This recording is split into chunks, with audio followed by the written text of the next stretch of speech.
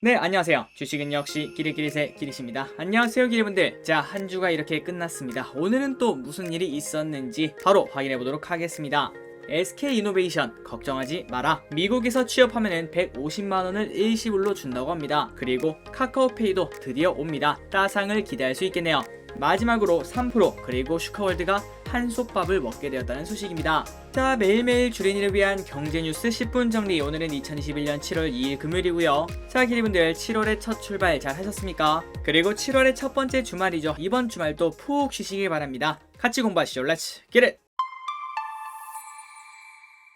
자, 경제 뉴스로 들어가도록 하겠습니다. 그리고 들어가기 앞서 좋아요는 저에게 큰 힘이 됩니다. 정말 감사합니다. 인플레 공포 이전 시장 S&P 6거래일 연속 신고점. 최근 뉴욕 증시의 초강세는 인플레이션 공포감이 무색할 정도다. 페드의 테이퍼링 수순이 기정사실화되고 있음에도 경기 회복 낙관론이 시장을 일으키고 있다고 하는데요. 이날 나온 지표는 미국 경제의 반등을 재확인했다고 합니다. 노동부에 따르면 지난주 신규 실업수당 청구 건수는 36만 4천 건으로 전주 대비 5만 1천 건 감소했으며, 그리고 이 수치는 팬데믹 직전인 지난해 3월 둘째 주 이후 가장 적은 수치라고 합니다. 이렇게 고용이 좋다라고 하니까 경제의 반등을 확인할 수 있다는 거겠죠. 그리고 제조업 활동 역시 확장 국면에 있다고 하는데요. ISM 집계를 보자면은 지난달 제조업 구매관리자 지수 PMI는 60.6으로 나왔다고 합니다. 이런 식으로 경기가 좋은 지표가 나오고 있으면 우리가 지난번에 걱정했던 거는 야, 이러다가 금리가 또 튀면 어떡하냐 이거였죠. 하지만 금리가 안정화되고 있다고 하네요. 이날 미국 10년물 국채금리는 1.463을 기록했으며, 국채금리가 이렇게 안정화되어 있으니까 주요 기술주의 강세를 떠받치는 주요 재료가 된다라고 합니다. 그러니까 언젠가는 다시 국채금리가 올라갈 겁니다. 아마도 올해 아니겠죠. 그 전까지는 성장주의 시대라고 생각을 해볼 수 있겠죠. 그리고 난 다음에 차츰차츰 이제 다시 가치주의 시대로 넘어갈 수 있을 것 같습니다. 다음 뉴스입니다. 최근 들어서 조금 더워졌죠. 한여름 무더위 시작, 여름 가전주 상승 시동하나. 올해 여름 또 폭염이 이어질 것이라는 전망이 나오고 있다고 합니다. 저 기릿은 더위를 되게 싫어하는데요. 더우면 힘을 못 씁니다. 어쨌든 이런 무더위 시작에 여름 테마주 역시 상승 기대감이 퍼지고 있다고 하는데요. 올해는 평소보다 늦은 장마가 7월에 시작, 이번 주 일요일부터 시작한다고 합니다. 그리고 난 다음에는 본격적으로 무더위가 이어지는 여름이 다가오며 제습기나 에어컨, 선풍기 등의 여름 가전제품의 판매량 증가가 예상된다고 합니다. 그리고 여름 성수기를 앞두고 신선식품 배송 등이 늘어나 드라이 아이스 수요가 높아지며 이에 따른 수혜 종목도 큰 주목을 받고 있다고 하네요. 자, 그런데 지금까지는 선풍기 업체나 아니면 에어컨 업체가 크게 올라가는 모습을 보여주고 있진 않습니다. 파세코, 신일전자, 위닉스 이런 기업을 꼽을 수 있겠죠. 하지만 이런 기업들은 아직까지는 바닥을 다지는 모습을 보여주고 있는데요. 과연 올해 여름이 무더위가 엄청나게 온다면은 이러한 주식이 올라갈 수 있을지 한번 생각을 해보시면 좋을 것 같습니다. 아울러 드라이아이스 수요 증가가 이어지는 여름 성수기를 앞두고 수요 확대 기대감에 태경케미컬 주가가 크게 올랐었죠. 아마 다들 기억하고 계실 겁니다. 그리고 난 다음에 주가는 슬금슬금 현재까지 빠지고 있는데요. 한 번 더 이 주식도 재차 상승을 해낼 수 있을지 이 부분 또 공부해보시면 좋을 것 같네요. 자, 차트를 보면은 지금 현재 이런 식으로 흘러가고 있습니다. 그때 급등을 해내고 슬금슬금 빠지다가 이제 바닥을 다지고 재차 상승할 모습을 보여주고는 있죠. 이번 주말에 위 가전업체 그리고 플러스 태경케미컬은 공부해볼 필요가 있어 보입니다. 어쨌든 이제 여름 시작이니까요. 다음입니다. 호텔 청소부 입사하면 170만원 보너스를 준다고 하는데요. 지금 현재 미국에 기현상이 나타나고 있다고 합니다. 자, 이 기사는 정말 흥미롭고 재미있었습니다. 한번 읽어보도록 할게요. 미국의 구인난이 심각합니다. 일자리는 넘치는데 일할 사람이 없어요. 광범위한 백신 배포 덕분에 경제 재개 속도가 갑자기 빨라졌는데, 작년 3월 팬데믹 이후 장기간 쉬면서 후한 실업급여를 받아온 잠재 근로자 중 상당수가 구직 전선에 나갈 뜻이 없다라고 합니다. 이 와중에 남미 등지에서 항상 유입되던 인력들도 방역 문제로 미국에 들어오지 못하고 있다고 하는데요. 자, 이게 무슨 소릴까요? 작년에 코로나 때문에 많은 실업자가 길거리에 나왔죠. 그래서 그 사람들을 위해서 이렇게 실업급여를 줬는데 올해까지도 후한 실업급여를 받고 있기 때문에 지금 당장 일을 하러 갈 필요성을 못 느낀다고 합니다. 그러다 보니까 이제 회복하면서 일자리는 다시 생겼는데 사람들이 일하러 나가지 않는다는 뜻이겠죠. 자, 미국의 연방 최저시급은 7.25달러로 한국보다 낮다고 합니다. 이건 진짜 충격적이네요. 한국보다 낮다고 하는데 실제 현장에서는 이보다 2배 가까이 주는 곳이 많다고 합니다. 특히 화이트 칼라 전문 직종이나 프로 운동선수한테만 주던 계약 보너스 있죠. 그거를 트럭 운전사, 호텔 청소부, 창고 근로자 이런 서비스업 쪽으로 확산되고 있다고 월스트리트저널이 전했다고 합니다. 자, 지난달 구직 사이트에 올라온 전체 일자리의 20%에서 입사 보너스를 지급한다고 명시했다고 하고, 그런데 올해 3월은 이 비중이 불과 2%밖에 되지 않았다고 합니다. 그러니까 3개월 사이 10배나 늘어난 것이죠. 예를 들자면은 일을 하겠다는 계약서에 서명만 하자면은 당장 1,500달러를 보너스로 지급한다고 합니다. 물론 이런 곳에는 당연히 먹튀가 없도록 3에서 6개월 동안 근무해야 된다는 조건을 달고 있겠지만요. 어쨌든 엄청나다고 볼 수 있네요. 자, 이런 현상이 나타나는 이유가 무엇인가? 기존의 실업수당 외에 주당 300달러씩 추가로 지급하는 후한 실업급여, 코로나 감염을 우려한 구직 기피 현상, 보육시설 부족 등이 우선 꼽힌다고 합니다. 그리고 중요한 점은 이거라고 하는데요. 한번 높아진 임금은 다시 떨어지기 어렵다고 합니다. 사람들의 눈이 높아지기 때문이죠. 그렇다면 이후 어떻게 될까요? 고용주들은 근로자들의 임금 상승분을 소비자들에게 전가할 수밖에 없을 것이고, 그리고 지금 현재 하루가 다르게 뛰고 있는 물가가 더 높아질 가능성이 있다라고 하네요. 그렇다면 결국 인플레이션 압력이 세지면서 기준금리 인상 등 긴축 시점을 앞당기고 장기적으로 경제에 부담을 줄 것이라는 관측이 많다고 합니다. 자, 아마도 이 뉴스 기사는 기리분들이 정말 재밌게 봤으리라 생각이 되는군요. 다음 뉴스입니다. 미국 개미 애용 급성자 로빈후드, 여기도 IPO를 한다고 합니다. 미국 개미가 가장 애용하는 온라인 증권사 로빈후드가 지난해 코로나19 사태 속에 급성장한 것으로 나타났다. 그리고 이 로빈후드는 올해 IPO 시장 최대로 꼽힌다고 하고요. 그리고 연간 매출이 9억 5,900만 달러, 그러니까 1조 900억으로 집계됐다고 하는군요. 지난 3월 비밀리에 IPO 계획을 당국에 낸 로빈후드는 이날 신청서 제출을 통해 IPO 절차를 공식화했다. 이 회사는 나스닥의 후드라는 종목 코드로 상장될 예정이라고 외신들이 전했으며, 그리고 IPO를 통해 로빈후드는 총 1억 달러의 자본을 조달하고 공모 주식수 20%에서 35%를 개인 투자자들에게 배정할 계획이라고 합니다. 미국 주식을 하는 기리분들은 이 부분을 참고하시면 좋을 것 같네요. 참치캔 11%, 초콜릿 5%, 느린마을 막걸리 17%, 7월에도 계속 오른다. 자, 연초부터 계속된 먹거리 가격 인상이 7월에도 이어진다. 1월에는 두부, 콩나물, 2월에는 즉석밥, 3월에는 햄버거, 4월에는 맥주, 5월에는 막걸리, 6월에는 냉장면 등의 가격이 오르는 데 이어 7월에는 참치캔과 초콜릿 등이 인상 품목에 이름을 올렸다. 그리고 8월에는 과자의 가격 인상이 예고되어 있다고 하네요. 업계에 따르면 편의점에서 판매되고 있는 동원 참치와 서조 참치의 가격이 약 11% 인상됐다. 참고로 이 참치는 자취생의 희망 아니겠습니까? 그런데 이렇게 가격이 오르면은 또 참치도 비싼 음식이 될 수밖에 없겠군요. 그리고 오뚜기도 잼류, 식초, 마가린 등 이런 걸 올린다고 하고요. 그리고 업계 관계자는 먹거리는 가격 민감도가 높아 최대한 인상을 억제해 왔지만 최근 연이은 가격 인상이 계속되고 있다며 국제 곡물 가격 인상과 주요 원재료비 및 부자재 원가 상승, 최저임금과 고정비 인상에 따른 불가피한 결정이라고 말했다고 합니다. 자, 이런 걸 보면 볼수록 저 기릿의 머릿속에는 라면밖에 떠오르지 않습니다. 야, 라면 가격도 결국 오르지 않을까? 이런 장밋빛 생각을 가지고 농심이나 오뚜기 이런 기업을 공부해볼 필요는 있어 보입니다. 다음입니다. 요기요가 흥행 실패를 하고 있다고 하는데요. 신세계 불참에 사모펀드가 품을까? 우리가 알고 있기에 요기에는 배달 플랫폼 2위 업체입니다. 그런데 매각이 지금 현재 안개 속에 빠졌다고 하는데요. 최근 이베이 코리아 인수를 결정한 신세계는 지난 30일 유통과 배달 플랫폼 접목 시 시너지를 낼 수 있을지 면밀히 검토했으나 이번 요기요 본입 차례는 참여하지 않기로 결정했다고 합니다. 그리고 또한 롯데도 요기요 인수 전에 시큰둥한 반응을 보여주고 있다고 하는데요. 그래서 요기요 매각이 너무 비싼 거 아니냐 이런 분석이 나온다고 합니다. 그러다 보니까 이제 대기업은 빠져나가고 사모펀드 간 대결로 좁혀지고 있다고 하는데요. 업계에서는 가격 책정에 인색한 사모펀드 협상이 본격화되면 요기요의 몸값이 더 떨어질 것으로 본다고 합니다. 참고로 요기요는 우리나라 회사가 아니죠. 독일 딜리버리 히어로 회사입니다.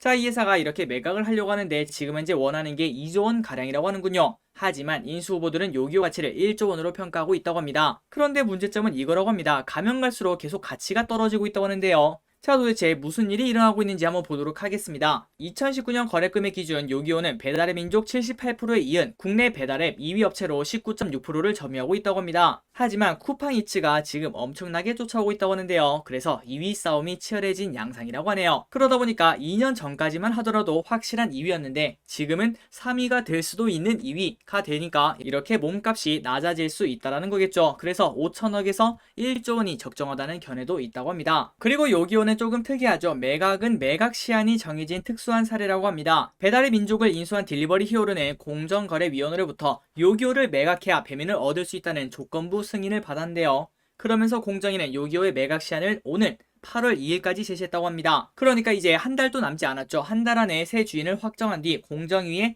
매각 사실을 공지해야 되는데요. 그러다 보니까 시간에 쫓긴다고 볼 수 있을 것 같습니다. 다만 1회 6개월 연장도 가능하다고 하는데, 하지만 이것도 문제라고 하는데, 가면 갈수록 아까 보시다시피 이게 3위가 될 수도 있는 2위다 보니까 시간을 끌수록 가격이 더 낮아질 수 있는 가능성도 있다라고 하네요. 그래서 지금 이렇게 복잡한 이유 때문에 요기요 매각이 흥행에 실패한 거 아니냐라는 시각이 나온다고 합니다. 다음 뉴스입니다. 10초 만에 보고 넘어가도록 할게요. WHO 유럽에서 가을 대유행 조짐, 항상 조심해야 될 것 같습니다. 다음입니다. 최근 들어서 코스피가 고공행진을 하고 있죠. 거기에서 많은 사람들은 야, 이거 거품 아니냐 이렇게 말을 할 수 있는데, 이거를 보면은 그럴만도 하다 이렇게 볼 수 있을 것 같은데요. 6월 수출 39.7% 성장 역대 최고, 상반기 사상 첫 3천억 달러를 돌파했다고 합니다. 아래 차트를 보시면은 바로 명확하게 나와 있죠. 월별 수출 증감률이 지속적으로 쭉쭉 올라가는 걸 확인할 수 있습니다. 물론 기저효과도 있긴 하겠지만요. 하지만 절대적인 수출 실적을 봐도 작년에 비해 40%나 급등한 걸 확인할 수 있죠. 자, 그래서 얼마나 그리고 뭐를 잘 팔았나 그걸 봤더니,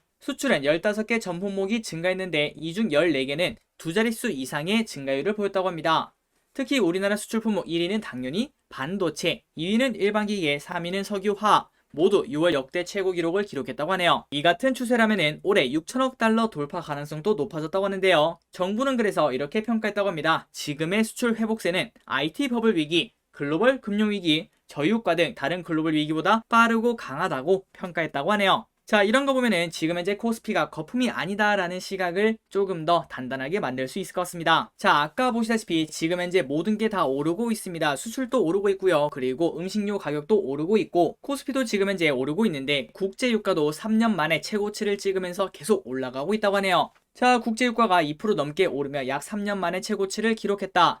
WTI가 75.23달러를 기록했다고 하는데요. 2018년 10월 이후 최고치라고 합니다. 자, 이렇게 유가가 오르게 되면 정유에 관련된 기업은 당연히 좋고, 그리고 플러스 조선도 좋다고 말씀드렸죠. 그래서 갑자기 이렇게 올라간 이유가 무엇인가 그걸 봤더니, 이날 예정됐던 오펙 플러스 회의가 하루 연장된 가운데 유가는 큰 폭으로 뛰었다. 로이터에 따르면 사우디아라비아가 일 평균 40만 배럴을 증산할 것을 제안했지만 아랍에미리트가 반대 입장을 표명했다고 하네요. 그래서 이 같은 소식에 유가 강세론자들은 사우디의 제안에 환호하면서 유가를 끌어올렸다고 합니다. 국제유가는 오펙 플러스 회의 연장 소식이 전해지자 상승했다면서 5개월 동안 감산 규모를 200만 배럴 완화시킬 거라는 소식이 유가 상승을 견인했다고 하는데, 이는 시장이 우려하는 감산 완화 규모보다 적었기 때문이라고 합니다. 그러니까 지금 현재 유가가 고공행진을 하고 있지 않겠습니까? 그래서 당연히 증산을 많이 할 거라고 생각했는데, 막상 까보니까 이게 이거밖에 안 해? 라는 생각에 또 유가가 랠리를 했다는 거겠죠. 솔직히 큰 금액의 차이는 없지만 빨리 가서 기름을 넣어야 될 것 같네요. 다음 뉴스입니다. 이 뉴스도 빠르게 보고 넘어가도록 할게요. 신규 확진자 800명대 초반, 1월 7일 이후 최다라고 합니다. 그리고 최근 수도권에서 많이 나오고 있다고 합니다. 기리분들 한 번 더 조심하시기 바래요. 다음입니다. 현대차, 기아 미국 시장 질주, 상반기 역대 최다 판매를 했다고 하네요. 현대차와 기아가 미국 시장에서 상반기 역대 최다 판매 실적을 올렸다. 현대차는 올해 상반기 40만 7,135대를 팔았는데, 이는 작년 상반기보다 49%나 증가한 수치며, 기아 같은 경우에도 상반기 판매량도 전년 동기 대비 43.7% 증가한 37만 8,500대를 기록해 역대 최다 판매 실적을 올렸다고 합니다. 자, 이렇게 차가 잘 팔리고 그리고 앞으로도 잘 팔릴 예정이라고 하니까 앞으로의 기아 그리고 현대차의 주가도 쭉쭉 순항할 수 있겠네요. 다음 뉴스입니다. 깜짝 놀랐죠? 3프로TV 그리고 슈카월드가 한 식구 된다고 하는데요. 국내 주식 유튜브 채널 중 가장 규모가 큰 두 곳인 슈카월드와 3프로TV가 한솥밥을 먹게 되었다. 참고로 저기릿은 이 두 개 채널에 나오는 영상은 거의 대부분 보려고 노력을 하고 있습니다. 아마도 저처럼 3프로TV 그리고 슈카월드를 같이 보시는 기리분들이 많다고 생각해요. 자, 그런데 가장 큰 규모 이 두 개, 슈카월드 그리고 3프로TV가 한솥밥을 먹는다고 하는데요. 3프로TV로 잘 알려진 경제 콘텐츠 기업 이브로드캐스팅에 따르면 지난달 1일 슈카월드 진행자 전석재 씨는 동사의 공동대표이사로 이름을 올렸다고 합니다. 기존 이진우, 정영진 공동대표에서 전 대표가 추가된 것이라고 하네요. 그리고 기리분들 이걸 보시면 진짜? 이렇게 말씀하실 것 같은데요. 자, 3프로TV의 구독자는 144만 명, 그리고 슈카월드는 157만 명, 합치면은 300만 명이라고 볼 수 있겠죠. 그리고 이 두 채널 모두 지난해 코로나19 사태 이후 동학개미 운동 열풍에 힘입어 구독자가 크게 증가했다고 합니다. 그리고 일각에서는 내후년 성장성 특례나 스펙 합병으로 상장할 가능성이 보도되기도 했다고 하는데요. 그때 당시 투자자들이 자금을 회수하기 위해 상장이 필요하지만 당장 추진할 수 있는 형편은 아니라고 말했다고 합니다. 그러나 가면 갈수록 3%의 힘이 계속 커지고 있기 때문에 당연히 상장도 기대해 볼 수 있겠네요. 만약에 3%가 상장을 한다면 저 기릿은 무조건 투자를 하도록 할게요. 다음입니다. 카카오페이 오늘 증권신고서 제출 8월에 상장한다고 하는데요. 네, 맞습니다. 카카오페이입니다. 얼마 전에 나왔던 거는 카카오뱅크였죠. 이 두 개가 다른 건데요. 그래서 하반기 IPO 대우 중 하나로 꼽히는 카카오페이가 이르면 오늘 증권신고서를 제출할 예정이라고 합니다. 그리고 카카오페이의 대표 주관사는 삼성증권이고 이날 증권신고서를 제출함에 따라 카카오페이는 형제지간인 카카오뱅크와 거의 일주일 정도 차이로 근접한 시기에 상장 절차를 진행하게 될 예정이라고 하네요. 자, 그래서 얼마에 상장하나 그걸 봤더니 시가총액은 9조에서 12조 사이라고 하는데 이 정도면은 카카오페이의 기업 가치가 공모가를 크게 웃도는 곳으로 산정하고 있다고 합니다. 지난번에 봤던 크래프톤과는 완전 딴판이라고 볼 수 있겠죠. 그러니까 다시 말하자면 우리가 먹을 게 많다라고 생각을 해볼 수 있겠네요. 자, 교보증권에서는 카카오페이의 기업 가치를 18조 원으로 본다고 하고요. 그리고 한국투자증권에서는 21조 9천억으로 본다고 합니다. 그러니까 공모가 최대가 지금 현재 12조 8천억, 한 13조 정도가 됐는데 이 정도면은 최소한 기업 가치를 봤을 때 더블은 가지 않겠나라는 생각을 해볼 수 있을 것 같고요. 그리고 저기리시 지금 딱 봤을 때는 이 정도면은 따상에 성공하겠다라는 생각이 듭니다. 그렇기 때문에 기리분들 7월 그리고 8월에는 공모주 꼭 해야 되는 거 알고 계시죠? 저 기리시 하나하나 다 알려드리도록 하겠습니다. 다음으로는 그 반대에 서 있는 기업을 보도록 하겠습니다. 고무줄 공모가 크래프톤 결국 공모가 낮췄다. 공모가 거품 논란이 불거졌던 게임업체 크래프톤이 결국 스스로 공모가를 낮췄다고 하는데요. 자, 새 공모 희망가는 40만원에서 49만 8천원으로 처음에 제시한 45만 8천원에서 55만 7천원보다 5만원 정도 내려갔다고 합니다. 그러니까 10% 정도 내려갔다고 볼 수 있겠네요. 하지만 아직까지도 이 정도면 좀 비싼 거 아니야 이런 생각을 떨쳐낼 수는 없을 것 같습니다. 이거는 다른 영상을 통해서 한번 깊게 다뤄보도록 할게요. 어쨌든 크래프톤 모두가 예상했던 대로 결국 공모가를 낮췄다고 합니다. 자, 마지막으로 기업 하나를 딱 보고 끝내보도록 하겠습니다. 오늘의 기업은 SK이노베이션. 어제 되게 시끄러웠던 기업이죠. 배터리 사업 2023년에나 IPO 할 거니까 우려는 이르다. 하이투자증권은 SK이노베이션에 대해 배터리 사업 분할로 인한 IPO 우려는 아직 이르다며 투자 의견 매수와 그리고 목표 주가 40만원을 유지했다고 하는데요. 자, SK이노베이션은 전날 스토리데이를 통해 배터리, 폐플라스틱 재활용 등 중장기적인 사업 전략과 투자 계획 방향성에 대한 그림을 제시했다. 그리고 배터리 수주잔고는 약 반년 만에 2배나 늘어났다고 이런 식으로 말을 했는데요. 여기까지는 완벽했다고 볼 수 있겠죠. 하지만 전지 사업 분할 가능성을 언급하자 주가가 8.8%나 하락했다고 합니다. 자, 물론 대규모 투자와 사업 확대 계획을 고려했을 때 늘 염두되던 이슈였지만 예상보다 더 빠른 시기에 언급되면서 주가에 부정적인 영향을 미쳤다고 합니다. 그런데 최근 경쟁사의 사례에 빗대 가늠해보면 연간 영업이익이 흑자 전환을 달성할 때 IPO가 가능할 것이라며 그 시기는 약 2023년 정도라고 하는군요. 그리고 지주회사로서 SK이노베이션이 자회사 지분을 상당 부분 보유한다는 점을 고려하면 기업 가치에 미치는 영향은 제한적이라고 판단했다고 합니다. 그리고 SK이노베이션의 실적도 순항할 것으로 예상하니까 결국은 너무 걱정할 필요 없다 이렇게 말했다고 하는군요. 자, 오늘의 SK이노베이션은 지금 현재 보합권을 움직이고 있습니다. 아마도 며칠 동안은 계속 이런 식으로 움직일 수도 있는데요. 그러니까 기리분들 한번 공부를 해보시고 장기적인 관점에서 괜찮다 라는 생각이 드신다면 지금이 또 기회일 수 있겠죠. 이번 주말에 SK이노베이션 한 번쯤 공부해보시고 지금이 기회일지 아니면 조금 더 떨어지면 줍줍할지 그런 전략을 수립해보면 좋을 것 같습니다. 자, 이번 주도 이렇게 끝났습니다. 지금까지 경제뉴스를 봐주셔서 정말 감사하고요. 다음 주에도 재밌는 경제뉴스로 돌아오도록 할게요. 기리분들 이번 주말 푹 쉬시기 바랍니다. 지금까지 기리셨습니다. 빠이요.